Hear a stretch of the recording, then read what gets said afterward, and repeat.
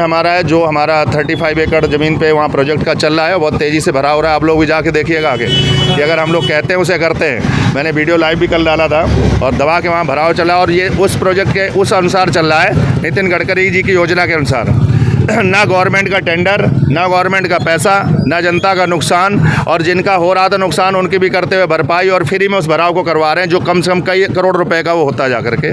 तो वो हो रहा है, आप देखेंगे जाके। तो हम अगला चैनल वहाँ पे, क्योंकि मुझे बारात घर लोगों को देना है बनवा कर, मुझे यहाँ हॉस्पिटल बना के देना है। और हमारे मुख्यमंत्री महोदय रेखा गुप्ता जी ने भी इस बात को कहा है कि हर वार्ड में कम से कम एक हमारा जो है ना हॉस्पिटल पॉलीक्लिनिक होना चाहिए। ये मोहल्ला सभा की तरह नहीं होना चाहिए जो मोहल्ला क्लिनिक की तरह के कुत्ते भैंस में उसमें लेटे, जो डॉक्टर हों वहाँ पर, स्टाफ हो वहाँ पर देखें। तो वहाँ पार्क और बारात घर की उसके मैं नेक्स्ट वीक उस योजना पे मैं डी साहब का राउंड कराऊंगा। और इसके बाद जहांगीरपुरी हमारे वार्ड में जो एरिया है वहाँ पार्कों को लेकर जो समस्या है उनको अगले वीक में वहाँ पर कराएंगे। सिविल लाइन जोन के डीसी एवं मुकुंदपुर वार्ड से निगम पार्षद गुलाब सिंह राठौर ने बुधवार को क्षेत्र का संयुक्त दौरा कर जमीनी हालात का जायजा लिया। निरीक्षण के दौरान क्षेत्र में अतिक्रमण, जल भराव, सरकारी जोहड़ में अवैध मलबा डंपिंग और फ्लड विभाग द्वारा गलियों में मलबा फैलाने जैसी गंभीर समस्याएं उजागर हुईं। निरीक्षण दल में सिविल लाइन जोन के अन्य अधिकारी भी उपस्थित थे। अधिकारियों ने मलबा, अवरुद्ध नाले, जाम सड़कें एवं अव्यवस्थित निर्माण कार्यों को चिह्नित कर आवश्यक कार्रवाई हेतु संबंधित विभागों को सूचित किया।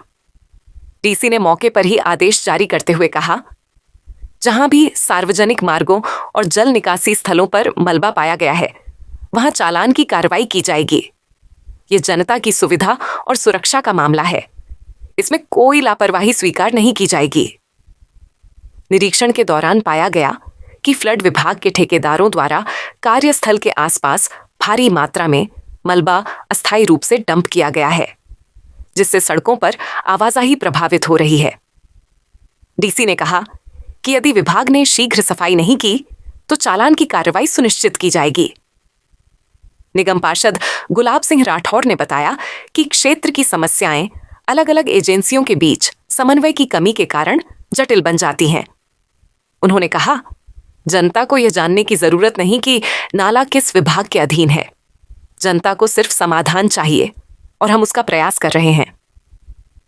डीसी ने भी सहमति जताते हुए कहा कि आगे से सभी विभागों के साथ मिलकर समन्वय बैठाया जाएगा ताकि जनता को शीघ्र राहत मिल सके।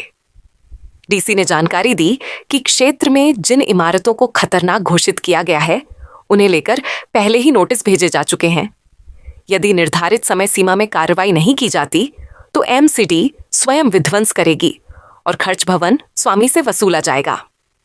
निरीक्षण के अंत में पार्षद राठौर ने बताया कि क्षेत्र में 35 एकड़ में चल रहे विकास कार्य, प्रस्तावित बारात घर, पार्क और अस्पताल के लिए अगले सप्ताह पुनः निरीक्षण किया जाएगा।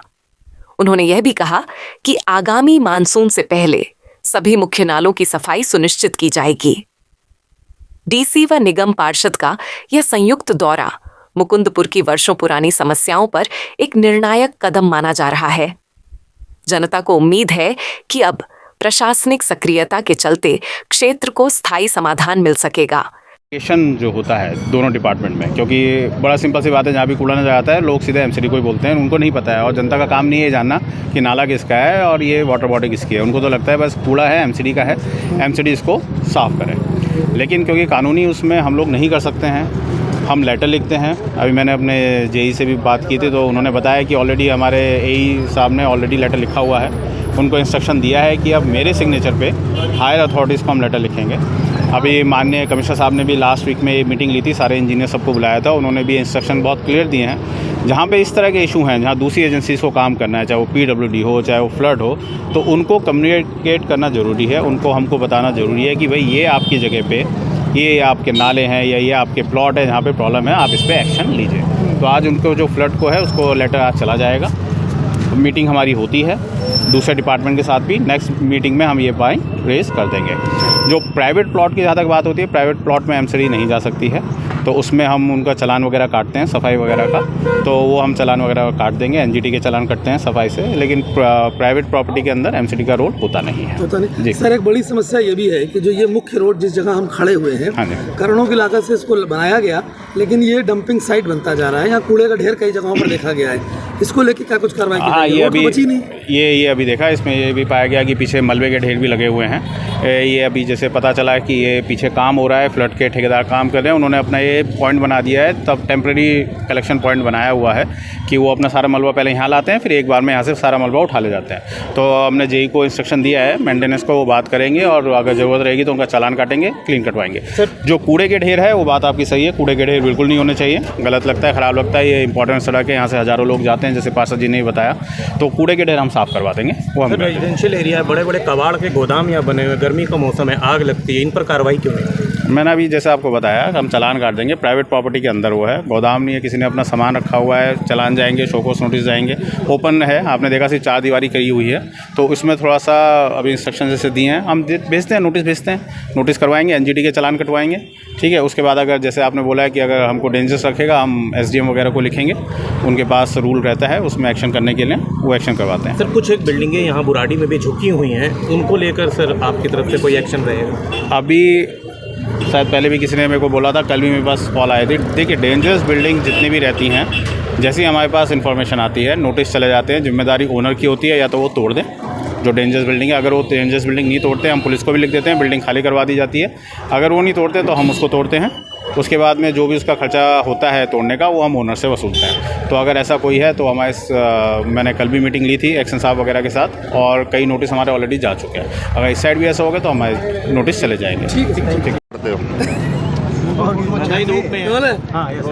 अरुण जी, बहुत सारी समस्याएं एरिया की थी। डीसी साहब का दौरा आपने साथ में देखा भी और समस्याओं से अवगत कराया। क्या कुछ कार्रवाई रहेगी और ये कार्रवाई ज़मीनी तौर पर उतरे, उसके लिए क्या काम किया जाएगा? देखिए, जब प्रयास आप करते हैं और कार्य ना हो, ऐसा हो ही नहीं सकता। कोशिश करने वालों की कभी हार नहीं होती, तो हमारा हमेशा एक प्रयास रहा कि कोशिश करते रहना चाहिए। पहले भी हमने इसमें पूर्व डीसी थे यहाँ के राकेश जी, तो उनको हमने दौरा कराया था, तब ये आपने देखा होगा, आप लोग भी थे साथ में। ये यहाँ जहाँ खड़े हैं, यहाँ पर सड़क बनी नहीं थी, अधूरा टूटा पड़ा था, आगे पड़ा था, और उन्होंने तो उस समय भी था ये फ्लड का उसका है, तब मैंने उनको याद दिलाया कि हम डीसी हैं, और डीसी संबंधित सभी विभागों को अपनी नज़र से उनको इंगित कर सकता है कि मैंने वहाँ पर देखा और ये प्रॉब्लम देखने को आई है। तो जो भी संबंधित विभाग, उनको जब इनके माध्यम से पत्र जाएगा तो निश्चित है कि उनके अंदर एक नई हलचल पैदा होगी और वो काम जो रुके पड़े वो आगे बढ़ने का काम होगा। सो अब भी जो काम पेंडिंग रह रहे थे, जैसे कि ये जितना भी फ्लड का नाला बने हुए हैं, इन नाले में मैंने दिखाने की कोशिश की कि इसमें पानी बह ही नहीं रहा है, आगे जा ही नहीं रहा है। जब इसमें पानी आगे जाएगा नहीं तो कॉलोनियों का या गांव का पानी जो छोटी नालियों के इसमें चलेगा कहाँ से? जब वो नहीं चलेगा तो उल्टा पानी जाएगा, जब उल्टा जाएगा तो क्या हुआ, एमसीडी का पानी नालियों में भर रहा है, पीछे आएगा नहीं आएगा। तो ये स्पष्ट हो कि सबसे पहले बड़े नाले डिसिल्ट होने चाहिए। बरसात आने वाली है, बारिश से पहले अगर ये डिसिल्ट नहीं हुए तो ये सड़क जो बनी है इसके अंदर पानी वो तैर रहा होगा, और यहाँ बच्चे छोटे कागज़ की नाव बना बना करके खेल रहे होंगे और हमारे लोगों का मजाक उड़ रहा होगा, क्योंकि हम प्रतिनिधि यहाँ से। इसलिए मेरा कर्तव्य बनता था कि मैं संबंधित अधिकारियों को इन विषयों से अवगत करा दूँ। तो ये मेरा फर्स्ट डे है, चूँकि डी साहब ने अभी यहाँ ज्वाइन किया है, पहले आप सादरा में थे, तो जब तक हम उनकी नॉलेज में नहीं लाएंगे तब तक उन्हें कैसे पता चलेगा क्या क्या काम कराया जाना चाहिए और क्या क्या पेंडिंग चल रहा है, परेशानी आ रही है। उनको अवगत कराया। हमारा 3 चरण में मैं अपने यहाँ के वार्ड को इनको दिखाएंगे।